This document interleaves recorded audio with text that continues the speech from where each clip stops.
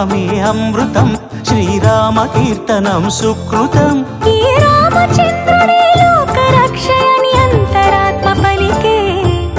జగదానందకారక జయ జానకి ప్రాణనాయక, శుభ స్వాగతం ప్రియ పరిపాలక. జగదానందకారక జయ జానకి ప్రాణనాయక, శుభ స్వాగతం ప్రియ పరిపాలక. మంగళకరమౌ నీరాక, ధర్మానికి వేదిక అవుగాక, మా జీవనమేక పావనమౌగాక.